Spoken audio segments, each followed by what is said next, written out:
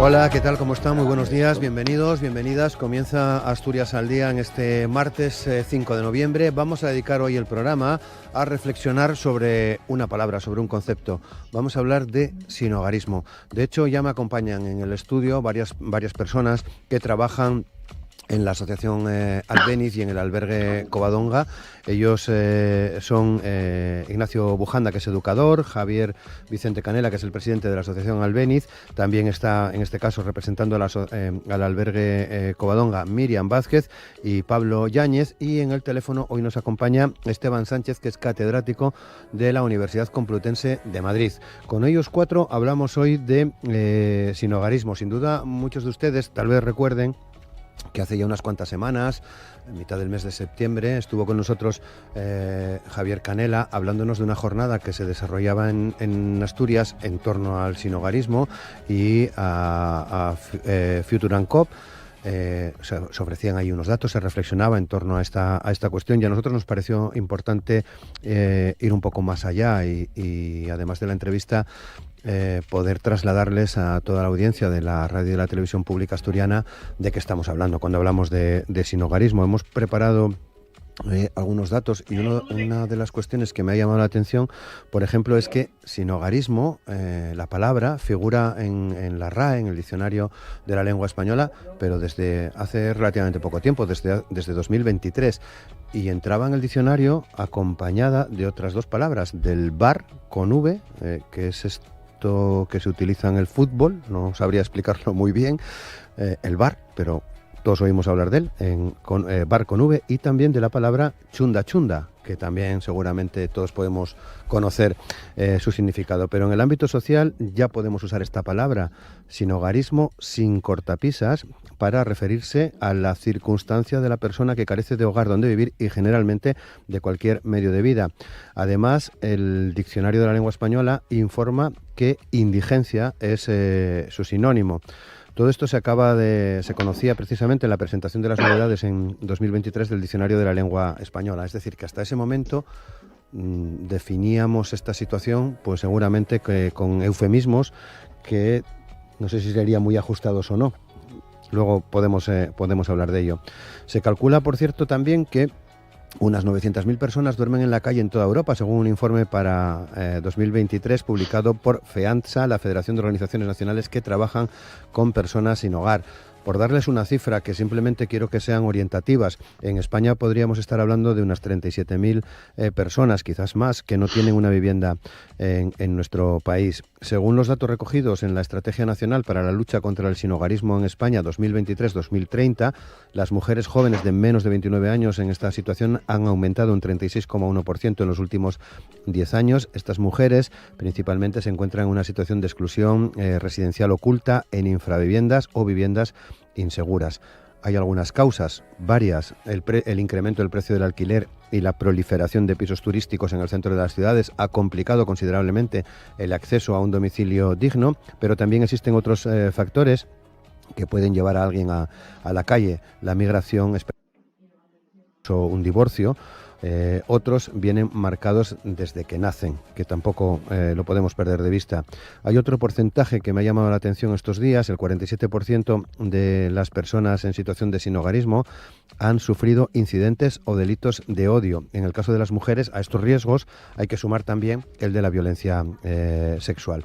No es una elección personal el sinhogarismo, y tampoco es solo un camino de malas decisiones individuales. Más allá de las condiciones particulares de cada persona que vive en la calle, el sinhogarismo está presente en todas las sociedades avanzadas. Hace referencia a factores estructurales, sociales, económicos y políticos que determinan las circunstancias para que una persona termine viviendo en la calle. Este es el asunto que tratamos hoy en Asturias al Día. En cuestión de segundos saludamos ya a nuestros invitados. Asturias al Día, con Roberto Pato. Y con Amor Argüelles en la realización técnica del programa, saludamos a Esteban Sánchez, que es catedrático de la Universidad Complutense de Madrid. Nos acompaña hoy en el teléfono. Esteban, ¿qué tal? ¿Cómo estás? Buenos días. Buenos días, muy bien, ¿cómo estáis por allí? Muy bien, muchas gracias. Ahora entramos ya en la conversación todos juntos, después de saludar también a Javier Canela, presidente de la Asociación Albéniz. ¿Qué tal, Javier? ¿Cómo estás? Buenos días. Buenos días, Muy bien, muchas Roberto. gracias. Gracias por ponernos sobre la pista de este asunto que tiene que ver con el sinhogarismo. Vamos a saludar también a Nacho Bujanda, que es educador de la Asociación Albéniz. ¿Qué tal, Nacho? ¿Cómo estás? Buenos días. Muy bien, gracias por invitarnos. No, a vosotros por venir, que me parece importante hablar de estas cosas. Saludamos también a Miriam Vázquez, que es trabajadora social del albergue Covadonga. ¿Qué tal, Miriam? ¿Cómo estás? Muy bien, buenos días. Encantada de estar aquí. Muchas gracias por sumarte a esta conversación. Y Pablo Yáñez, que es educador, también en el albergue Covadonga. Muchas gracias por estar con nosotros. Eres trabajadora social, que Sí. no sé si lo había dicho. Sí, sí. Pues, ¿de qué estamos hablando en realidad, Esteban, cuando hablamos de sinhogarismo? Uf, qué pregunta tan buena y tan difícil al mismo tiempo. Bueno, tú en la presentación has hecho un muy buen resumen de esto, de qué es el sinhogarismo, ¿no? Pero si yo tuviera que destacar algún aspecto concreto, y entiendo que así debo hacerlo, destacaría dos muy brevemente, ¿no? En primer lugar, el sinhogarismo es una forma de exclusión social que tiene diversas manifestaciones y que en general suele tener que ver con una expulsión de las personas de la comunidad, ¿no? Su forma extrema, el sinhogarismo, es no tener techo, al menos así lo definen las federaciones internacionales que se dedican a este asunto. Pero hay muchas otras situaciones, y tú has mencionado algunas muy importantes e invisibles para la sociedad en general. Por ejemplo, vivir en una vivienda insegura ya sea porque hay inseguridad física, y a muchas mujeres una vivienda insegura pues implica, para muchas mujeres implica el riesgo cierto de violencia machista, por ejemplo, y para otras familias pues supone el riesgo de perder esa vivienda por un lanzamiento, porque no pueden pagar el alquiler, que pesa sobre esa familia una situación de desahucio. Entonces, si yo tuviera que resumir en este primer sentido, el sinhogarismo hace referencia a un conjunto de situaciones que implican la pérdida de la condición de ciudadano en comunidad y por lo tanto en un hogar. Y por otro lado, yo siempre hablo del sinhogarismo como un problema ético. Y voy a rescatar algo que has señalado en tu introducción al tema, y que tiene que ver con esa incorporación de la palabra sinhogarismo al diccionario de la Real Academia Española, ¿cierto? Y que, fíjate, se incorporó al mismo tiempo que la palabra bar, ¿cierto? Que es el palabra bar, ¿cierto? Que hace referencia a tecnología muy reciente en el ámbito del fútbol. Pues no hablo de chunda, pero bueno, eso para otra ocasión. Fíjate, hemos necesitado décadas para que el término sinhogarismo se incorpore al diccionario de la Real Academia Española, pero tan solo un par de temporadas para que un concepto relacionado con el fútbol sea reconocido como legítimo. Para mí, eso es un resumen de la infamia ética que supone el sinhogarismo en nuestras sociedades. Claro, algo que compartimos, porque fue una de las cosas que me llamó la atención esta información. Bueno, como no te vemos, Esteban, cuando quieras decir algo, lo dices directamente y te vamos dando la palabra, ¿vale? De acuerdo. Javier, Asociación Albéniz, ¿cómo están las cosas?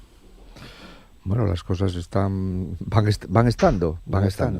El tema del sinhogarismo, como dice Esteban, y así es, tiene muchos perfiles, ¿no? Y entonces es muy amplio, no es solamente no tener techo. Luego está también otro tema que él ha sacado, que es el tema de lo mal visto que está el sinhogarismo, ¿no? O sea, las personas que están sin hogar parece que están en la calle porque quieren ellas, porque, bueno, pues tienen, cosa que no es verdad, ¿no? O sea, hay muchos factores que influyen, por ejemplo, todo el tema de los alquileres influye mucho en el sinhogarismo. No solamente eso, la vivienda, evidentemente, es un factor muy importante, pero también muchas situaciones que a los ciudadanos y a las ciudadanas que tienen que vivir esta exclusión les afecta, ¿no? Y que es muy importante que se retome este tema, que el sinhogarismo, para mí el sinhogarismo es un fallo de las sociedades modernas terribles, como una de las peores cosas, ¿no? Que haya personas que no tengan hogar por diferentes razones. Y eso hay que poner ahí esfuerzos, hay que poner dinero, y la administración tiene que poner ganas, dinero y proyectos, ¿no? Que puedan hacer estas cosas. Bueno, Europa ahora va teniendo también un poco en cuenta el tema del sinhogarismo, pero bueno, somos un poco las entidades que trabajamos y que colaboramos en este tema del sinhogarismo, somos un poco los hermanos pobres de todo este tema, ¿no? Porque siempre, parece que para el tema del sinhogarismo pues hay menos medios económicos, y eso influye, claro, lógicamente, porque sin dinero hoy en día no se puede hacer nada. Claro, desde luego. Miriam, Albergue Covadonga, ¿cómo estáis trabajando? ¿Cómo están las cosas en el albergue? En el albergue las cosas están bien. Estamos tirando para adelante. La verdad que el número de personas, pues yo creo que a lo largo de este tiempo pues está aumentando el número de personas sin hogar. En el albergue se ve cada vez mucho más gente joven, que antes pues la había, pero no se veía tanto como actualmente. Yo creo que al final es una nueva realidad que tenemos que atender. También hay más inmigración. Es una nueva realidad a la que hay que atender, y tenemos que ir avanzando e ir renovando para poder atender adecuadamente estas nuevas realidades. Claro. Pablo y Nacho son educadores. ¿Cómo os enfrentáis en vuestro día a día? Bueno, pues yo siempre lo veo en el sentido de que ya no solo los profesionales y las profesionales que atendemos en nuestras entidades, sino las propias entidades pertenecemos a ese estado a este estado de bienestar, somos subsidiarias de la acción, y sí es cierto que siempre vamos por delante e intentamos de alguna manera es un barco que parece que se hunde, un barco social que se hunde, pues intentar achicarlo, ¿no? Y se hace difícil, y por ello entendemos que a la larga debemos a la larga ya estamos en ello, ¿no? Ejecutándolo, debemos de unirnos las redes para optimizar los recursos que hay, las entidades en redes, y al final enfrentar la exclusión residencial, la exclusión social, ¿no? Y voy a aprovechar para celebrar de alguna manera los datos que trasladabas antes, porque hablabas de que 37.000 personas son las que viven esta realidad en España, ¿no? Y lo celebro que hayas utilizado datos de observatorios, que de alguna manera privados, porque el INE, en su encuesta del 2022, trasladaba que eran 28.552 personas las que hacen uso de los recursos que ofrecen los centros asistenciales, lo cual pues nos da a entender lo difícil que es dimensionar esta realidad. Y como critica Esteban, ¿no? que lo tenemos hoy al teléfono, la anterior encuesta del INE fue en 2012, en la que con los números que trabajamos actualmente es de 2022. Una década ha pasado entre una encuesta y otra, lo cual pues también nos hace ver la importancia, ¿no? que le damos a una realidad tan dura y compleja. Eso es una pequeña crítica de celebrar esos datos. No, está bien que lo hagas, porque efectivamente yo vi también esas cifras, y fui buscando algunas más, porque no me cuadraba. Quiero decir que en un sitio hablaban de 40.000 y en otro de 28.000. Por eso me parece muy bien que lo hagas. Nacho. Sí, nosotros empezamos en el año 91, porque empezaba a aparecer personas jóvenes frente al perfil de hombre mayor que estaba en la calle con problemas de adicciones y problemas de salud mental. Claro, en estos 33 años el fenómeno del sinhogarismo ha cambiado absolutamente. Las diferentes hay un montón de complejidades en que interaccionan un montón de dimensiones de la exclusión social, ¿no? La mitad de las personas en situación de sinhogarismo son migrantes. El aumento de las mujeres ha sido espectacular. La migración también depende de si es latinoamericano o subsahariano, por ejemplo, o de África. Entonces, frente a esas realidades, los recursos y los dispositivos para acompañar a esas personas tienen que ser diferentes. No vale solo una forma de acompañar. Hay que analizar las situaciones de las personas para... Claro, para eso se necesitan, retomando el tema de la ética, es un problema ético. Y lo primero que te sale en un momento de que hablas de ética es que no hay derecho. Entonces, frente a falta de derechos, se necesitan políticas. Y la política es la concreción de cómo recaudas y a quién, y cómo gastas, inviertes y a quién. Y para eso hay que tener swing, del estilo, porque no basta dar dinero o cosas. Hay que tener la política de vivienda, por ejemplo, la política de migración, la política de acompañamiento de la mujer. Sí, no, claro. Bueno, en algunas de ellas nos meteremos. En términos generales, Javier, Miriam y Esteban, ¿qué realidad tenemos en Asturias? Bueno, en Asturias, como en todas las regiones de España, ha subido el sinhogarismo. Como decía antes Miriam, el sinhogarismo en los jóvenes es un hecho muy grande, entre otras cosas por los migrantes, ¿no? Pero también muchas personas que son de aquí, ¿no? Y ese es uno de los factores más importantes. O sea, y el tema de la salud mental. Claro, la calle deteriora muchísimo.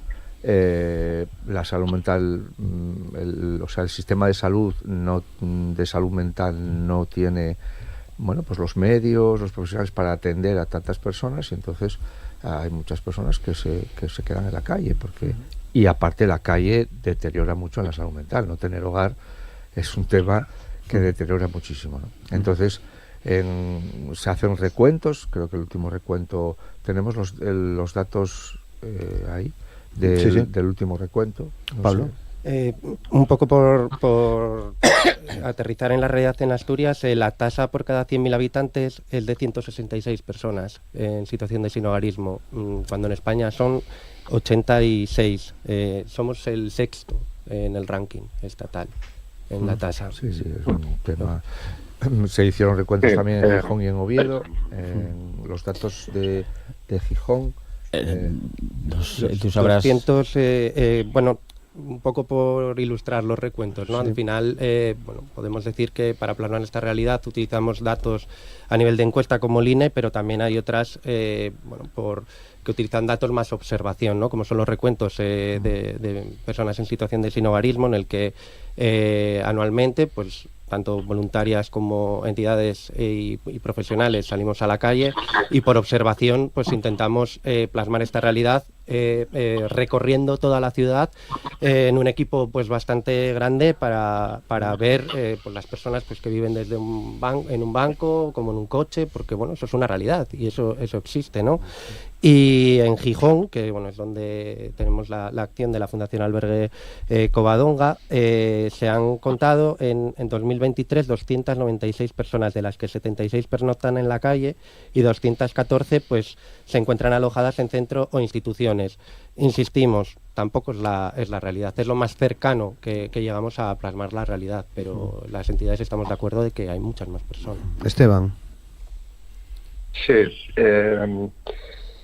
mira, aunque esto que voy a decir puede sonar un poco extraño, la verdad es que la concreción del dato no importa. Yeah. ¿Y por qué?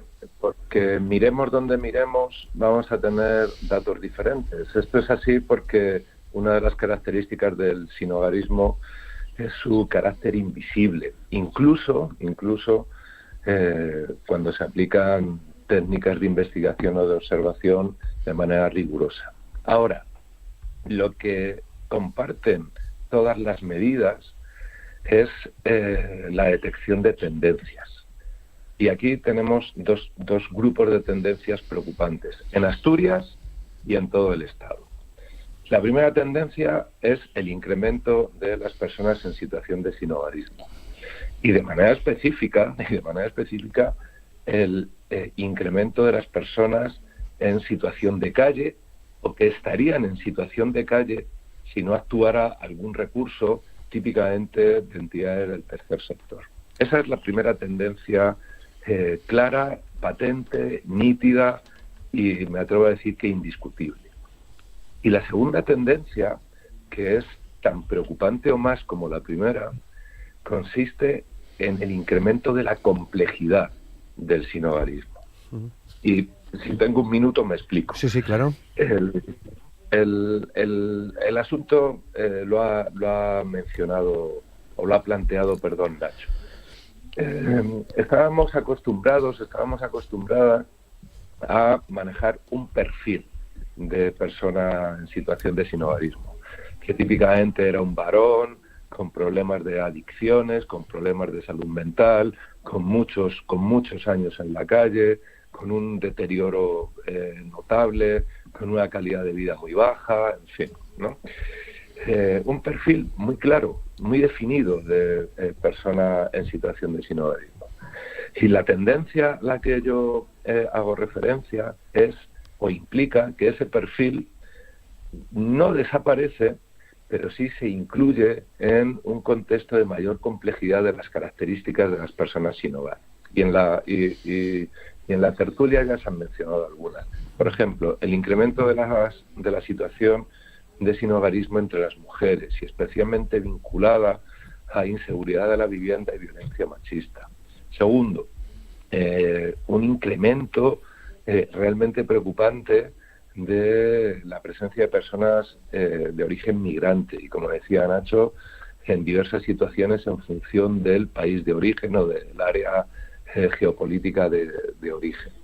Tercero, el incremento del sinhogarismo entre las personas jóvenes, que además, por cierto, está muy vinculado al origen migratorio también. Fíjate, voy a dar un dato, y con esto cedo la palabra. Voy a dar un dato. Estos datos que voy a avanzar no están publicados, pero si tú vas a distintos ámbitos de discusión sobre el sinhogarismo, aparecen, sobre todo si es sinhogarismo juvenil, aparecen siempre. Fíjate, el principal origen de las personas jóvenes en situación de sinhogarismo es, atención, el sistema de protección de menores. Un porcentaje muy elevado de los chicos y de las chicas jóvenes en situación de sinhogarismo han pasado previamente por el sistema de protección de menores. Por tanto, estas dos tendencias, el incremento del sinhogarismo y el incremento de su complejidad, apuntan a algo que ya ha señalado Nacho, la necesidad de adaptar de manera urgente, de manera realmente urgente, nuestra política pública en general y sobre exclusión social en particular. Claro, ¿estáis todos de acuerdo con esa argumentación, no? Nacho. Sí, claro. Bueno, es que Esteban y nosotros nos conocemos hace solo 3 años, pero nos hemos visto más que nuestras propias madres. Hay una cosa que apunta Esteban, no hay estudios serios sobre sinhogarismo en España, se empieza a ver, y se ha hecho desde la red FACIAN, que es donde estamos, Albert Covadonga y Albéniz, y otras entidades del Estado. Coordinó Esteban 2 estudios en la red FACIAN. El primero es el efecto del COVID-19 en las personas sin hogarismo, que fue una macroencuesta de más de 600 personas, que hay pocos estudios de esas características, y de ahí se sacaron un montón de conclusiones. Y después, en un proyecto europeo en el que participó Albert Covadonga y la Asociación Albéniz, más otras 11 entidades de 7 ciudades, Esteban coordinó, junto con Guiria de la Fuente, un estudio para testear ese trabajo que se hizo, si eso fue útil o no fue útil. Entonces, estudios de esas características hay muy pocos, ¿no? Claro. ¿Guiria? Sí, añadir un poco que sí es verdad que, por ejemplo, en el caso del sinhogarismo juvenil, de lo que hablaba Nacho de estos estudios que sí que se pudieron extraer datos, es cierto que al final jóvenes que están en protección de menores, al final crear el proyecto vital de un joven, de un adolescente, requiere su tiempo. Como todos pues pensamos que estudiar, que trabajar, que hacer. Pues al final ni el sistema de protección de menores ni luego entidades del tercer sector que puedan acoger a estos ya mayores de edad que acaban de salir de los centros de menores, no se les da el tiempo suficiente para que puedan hacer ese proyecto de vida. O sea, necesitan más tiempo y de ahí poder renovarse en utilizar metodologías o nuevos programas o nuevos proyectos que dejen a estos jóvenes ese tiempo de adaptación y de poder pensar y decir, vale, pues yo tengo este tiempo para poder decidir qué quiero estudiar, qué quiero hacer y no tener que verse en la calle. Claro. La opción, que es, creo, como trabajáis en el albergue Covadonga y la Fundación Albéniz, son los pisos.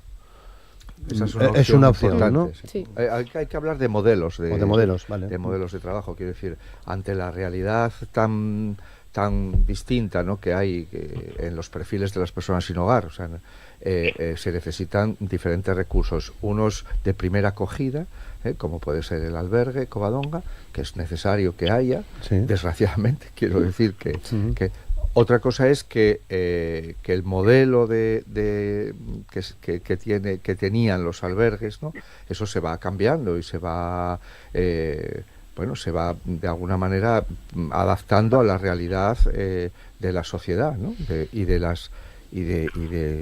de los cambios que hay en las personas sin hogar. O, bueno, pues nosotros que ellos también tienen, pero nosotros que tenemos pisos, también hay que, pues pisos desde el principio que nosotros tuvimos, con grupos pequeños de personas, jóvenes en algunos casos. El Housing First vino a poder atender o llegar, más que atender, a unas personas que era muy difícil en ese momento desde otros modelos atenderlos. El futuro ANCOM, ¿no?, que nombraba antes, y que Esteban, pues fue una de las personas que estuvo ahí con nosotros, con Facian, pues para estudiar, reflexionar sobre eso, ¿no? Es muy importante reflexionar sobre eso. El sistema de protección de menores tiene que también analizar cuestiones de modelo, ¿no? Es decir, pues si antes una persona a los 18 años acababa en el sistema de protección y tenía trabajo, podía ser autónomo, ahora no lo es en las familias, claro, estructuradas y que tienen sus medios, pues no lo va a ser así. Entonces, a ver, hay que decir que ellos también tienen, también en el sistema de protección hay programas que van más allá de los 18 años, ¿no? Pero, es importante que se revise todo eso, porque es cierto que hay muchas personas en la calle que vienen del sistema de protección. A lo mejor en Asturias no es donde más hay, seguramente, pero eso está ahí, ¿no? Igual que el tema de los migrantes, que también es un tema que está ahí. Los migrantes no son personas sin hogar cuando están en su país, ¿no? Se convierten en personas sin hogar en ese proceso migratorio. Las políticas de vivienda son fundamentales, ¿no? O sea, la vivienda, si se trata como un producto de mercado y no como un derecho... Hay miles de viviendas vacías. Hay miles de viviendas vacías. No solamente las personas sin hogar tienen un problema de vivienda, de techo. Eso es importante recalcarlo. Sí. No solamente entonces, por eso es importante que haya diferentes modelos de intervención, ¿no? Claro. Porque una persona puede tener casa, pero no techo. No sé si me explico... Si es correcta esta explicación. Perfectamente. Sí. Puedes tener una casa, pero no puedes tener un techo, ¿no? Puedes tener una casa... No, puedes tener techo y no puedes tener hogar. Exactamente. Iba al refugio, ¿no? En realidad. Puedes tener refugio, pero no tienes un hogar. Que lo fundamental de tener hogar es tener comunidad. O sea, eso es. Tú puedes vivir solo, por opción, pero tienes afuera un montón de gente. Pero entonces cuando la persona que se queda sin hogar rompe cualquier contacto con la comunidad y con la participación comunitaria. En esa encuesta, en ese estudio que hizo Facian del COVID-19, cómo afecta al sinhogarismo y tal, un 60 o un 50% tenían una persona de referencia. Y no era un amigo, era un profesional. O sea, es la soledad más absoluta. Y en soledad no te puedes desarrollar como persona. Claro. al final el capital social y el capital de relaciones de las personas nos dan acceso a más recursos, a esa red que la comunidad pues te aporta cuando todo falla, ¿no? Y al final pues lo que trasladabais, al final un techo no es un hogar. Y respecto a los recursos que hablábamos antes, que parece que, bueno, estamos empezando a entender que los recursos ya tienen que ser a medio o largo plazo, ¿no? En los dispositivos. Al final la urgencia siempre va a ser necesaria, o no sé si siempre, pero tal y como lo entendemos hoy, hace falta pues albergues, como planteaba antes Javier, y quizás los pisos, algo de lo más grande que puede ofrecer a una persona es al final poner las luces largas, ¿no? Que al final todas necesitamos un espacio donde desarrollarnos y tener un proyecto de vida que los recursos de emergencia no te ofrecen, porque al final vives al día, al final hoy estás aquí, la semana que viene no sabes dónde vas a estar, tienes que buscar dónde alimentarte o incluso desplazarte para ir a solicitar a otro albergue pues cama para una semana. Y los pisos permiten precisamente eso, y se está viendo y se está evidenciando que, por ejemplo, en el caso de las personas jóvenes con el programa de Futuranco, que está dando resultados evidentes de que permiten, en este caso a jóvenes, tener un proyecto de vida y lo que habla, poner las luces largas y al final pues ser un número que se vea en la sociedad y no uno de los invisibles, como apuntaba antes Esteban. Claro, añadimos la palabra dignidad, ¿no? Que es en el fondo de lo que también estamos hablando, en cierto sentido. Javier o Esteban. Sí, bueno. Sí, no, perdonad, es que como no os veo, la comunicación verbal se me escapa.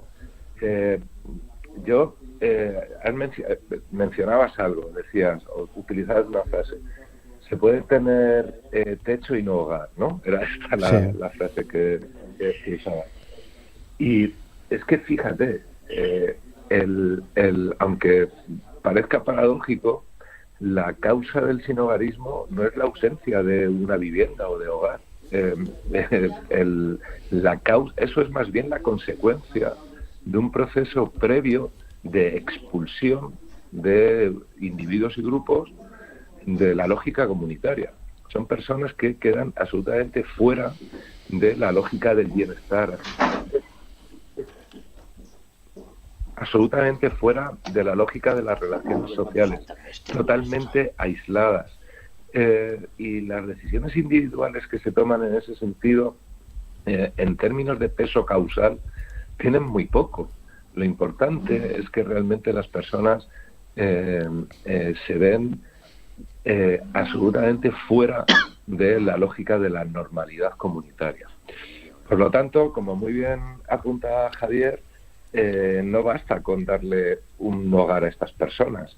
La necesidad es de generar, y a esto me refería antes, generar políticas públicas que realmente nos permitan atender las necesidades de comunidad de las personas en situación de pobreza, en situación de riesgo social, etcétera, etcétera, etcétera.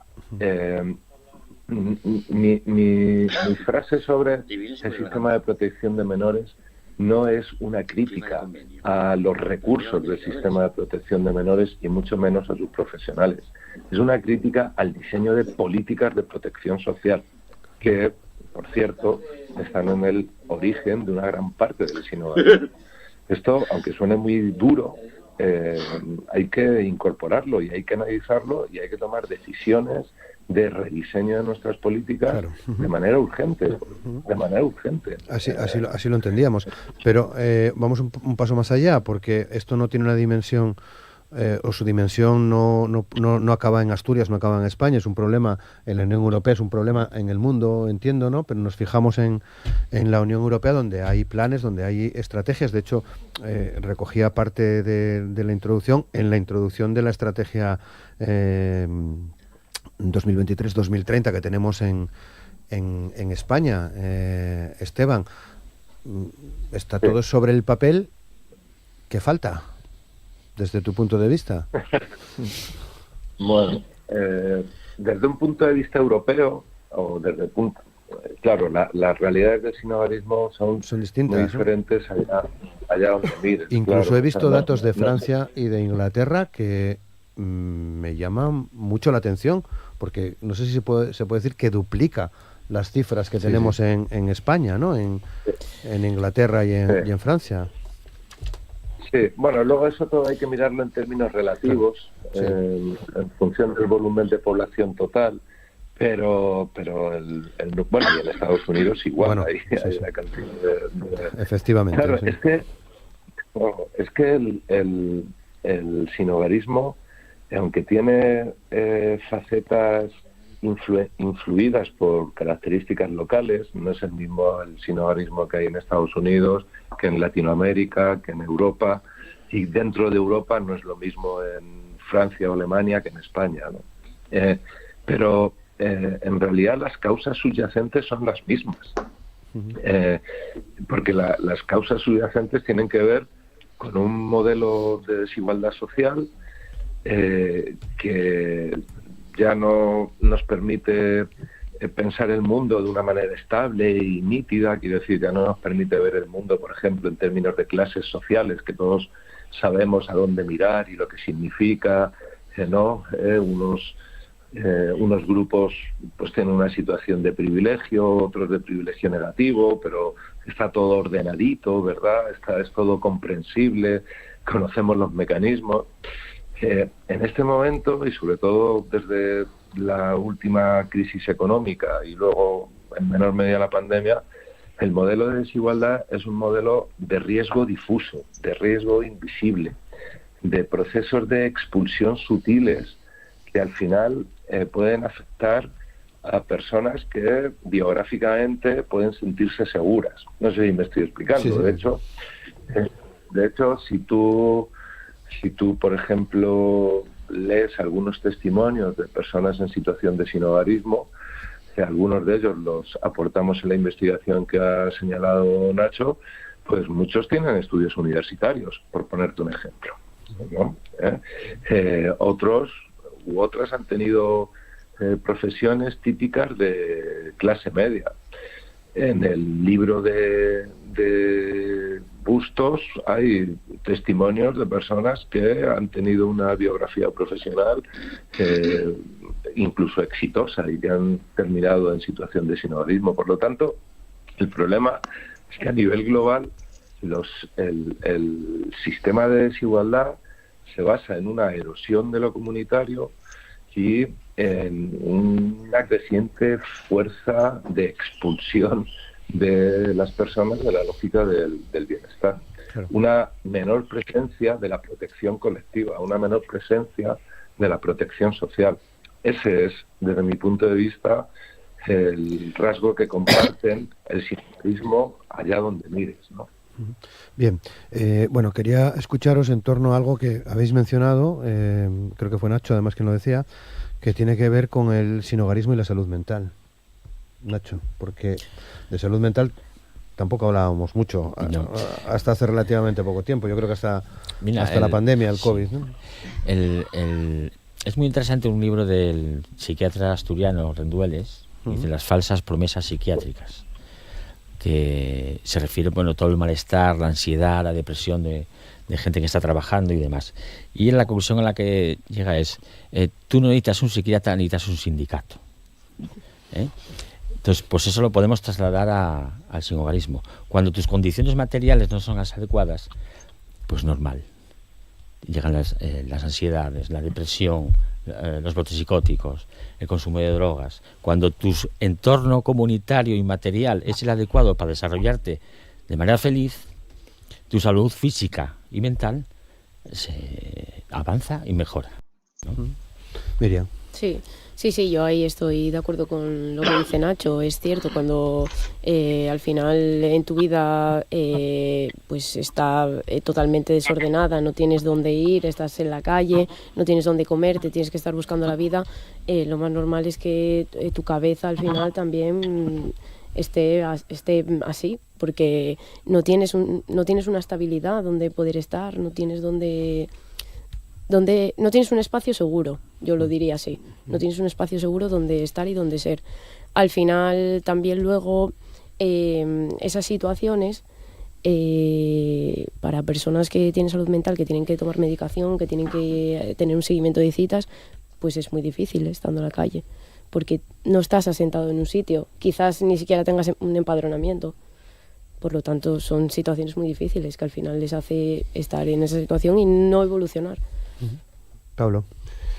Bueno, comparto lo que dice Miriam completamente y las demás personas de la mesa. Al final la función social de una vivienda también está ahí, en adherencia al tratamiento y bueno, tampoco tengo mucho más que añadir, salvo que bueno, las conclusiones que Esteban e Iria en sus investigaciones pues nos aportan, ¿no? Que al final hay una relación estrecha entre sinhogarismo y salud mental, y las personas en situación de sinhogarismo pues están en riesgo de tener afectada su salud mental.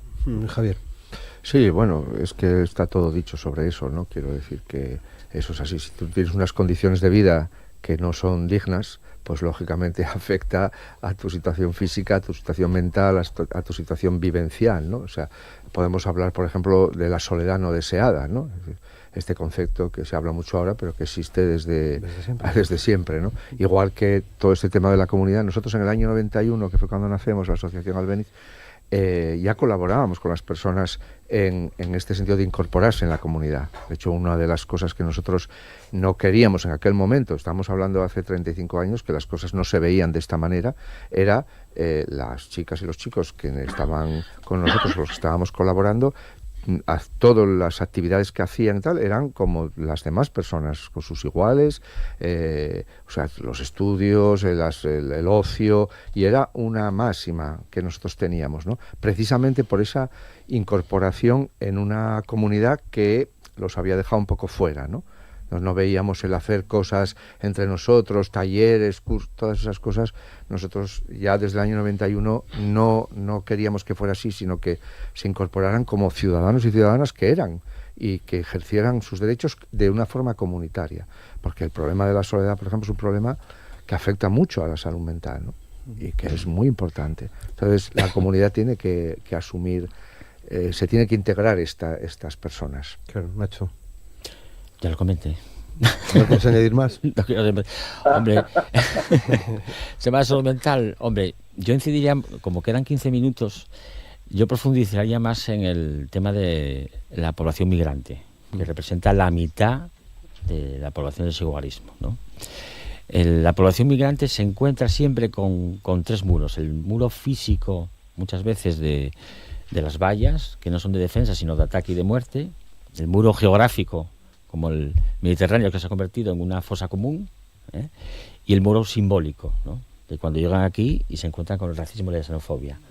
Entonces, necesitamos realizar una pedagogía para que descubra la riqueza de la diversidad, porque ahora mismo hay grupos que están en una agenda tóxica para meter al inmigrante enfrente de un intento de redes identitarias de sociedades cerradas. O sea, el inmigrante es el enemigo de tu país, cuando es falso, ¿no? Entonces, y frente a eso también se necesitan políticas, por ejemplo, de regularizaciones. Muchas veces se habla, se necesita contratación en origen. La contratación en origen, la maraña burocrática que representa la contratación en origen es un 1%.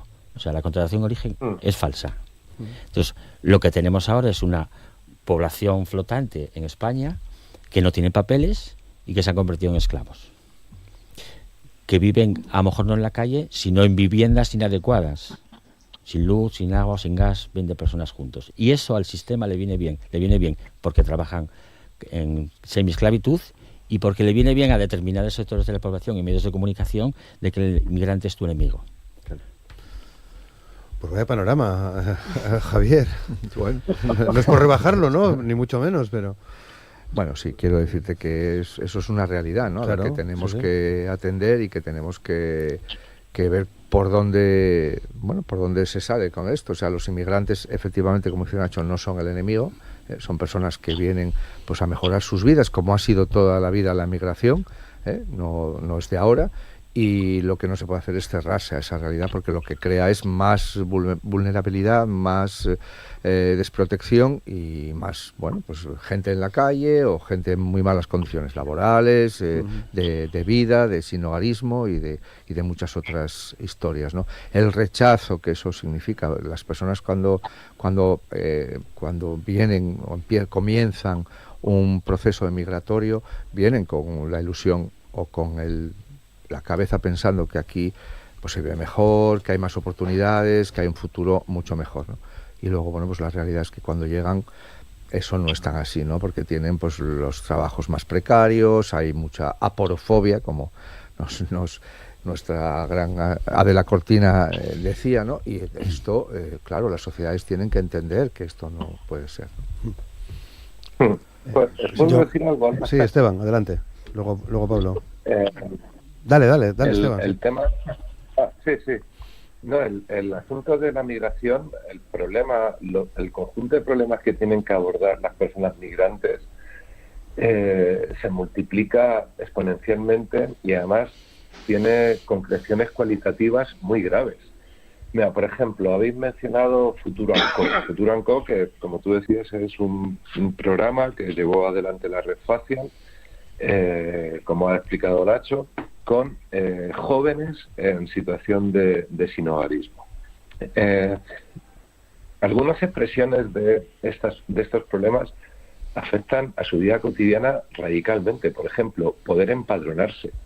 Por ejemplo, tener acceso a la tarjeta sanitaria. Y de esto Miriam y Pablo te podrían decir muchas cosas. Por ejemplo, poder obtener un certificado digital, porque sin papeles tú no tienes certificado digital y sin certificado digital tú no eres nadie ante la administración en este momento. No puedes iniciar trámites, no puedes pedir prestaciones y un largo etcétera. Y luego, fíjate, cuando los jóvenes y las jóvenes que entraban en Futuro Anco tenían una clara percepción de que eran discriminados. De hecho, te voy a dar datos concretos.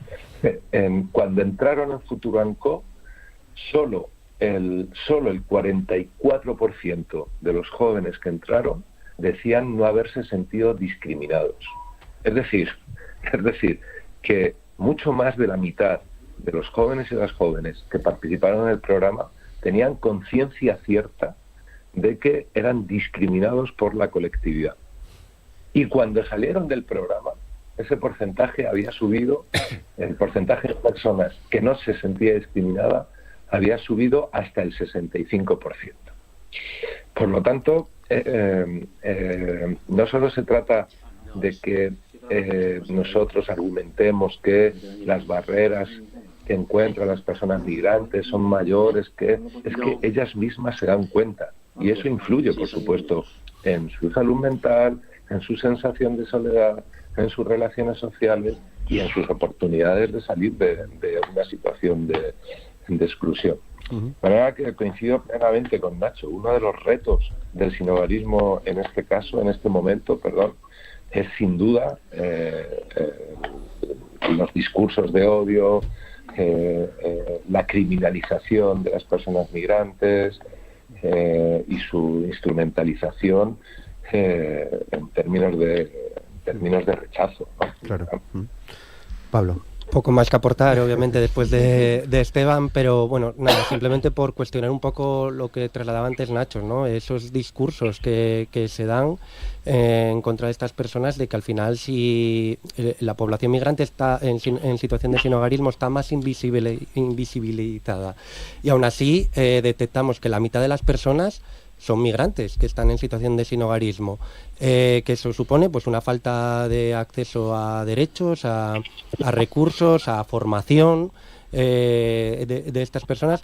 Entonces, bueno, la dificultad está ahí y la vemos en el día a día. Luego, además, pues acceso a la alimentación, que tienen más problemas que la población, vamos a decir, autóctona. Y aún así el discurso que cala es que vienen y tienen una casa el siguiente día y los españoles no. Entonces, pues bueno, sí que quiero cuestionar esos discursos y dejarlo patente. Muy bien, pues nos quedan pocos minutos y quería pediros una última reflexión, porque en el fondo para poner punto y final, aunque espero que vengáis más veces, siempre que queráis, por supuesto. Creo que dentro de unos días, el 23 de noviembre, es el Día Europeo de las Personas sin Hogar. ¿Somos conscientes, en realidad, de esta situación en la sociedad asturiana, en quienes nos escuchan, en nosotros, sobre el sinhogarismo? ¿Sirve este día, Javier?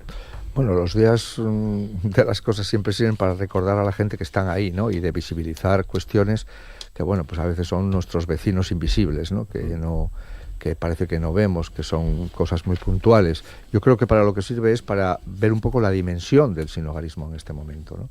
Que es, bueno, como todas las cosas que han salido aquí, y en ese sentido, bueno, pues es una labor de sensibilización y de bueno, pues de crítica a las cosas, ¿no? Claro. Nacho, última reflexión para ti también. Bueno, es un tema de sensibilización a la población, ¿no? Sobre todo porque hay gente que piensa que si estás en la calle es que es algo has hecho, ¿no? Sí. Lo normal es que pensemos eso, ¿no? Sí. Somos así. Cuando nosotros fuimos todos a trabajar cuando el COVID-19, ¿no? Y entonces tú ibas por las calles vacías y te encontrabas con gente triste y cabizbaja. Entonces llegamos a la conclusión de que había que saludar y sonreír, ¿no? Entonces, tú cuando estés cerca de personas sin hogar, gente con situación de vulnerabilidad, o sea, que los privilegios no te lulen la empatía, ¿no? Yo me quedaría con esa frase. Muy buena, además. Miriam. Sí, a ver, yo creo que al final, los días...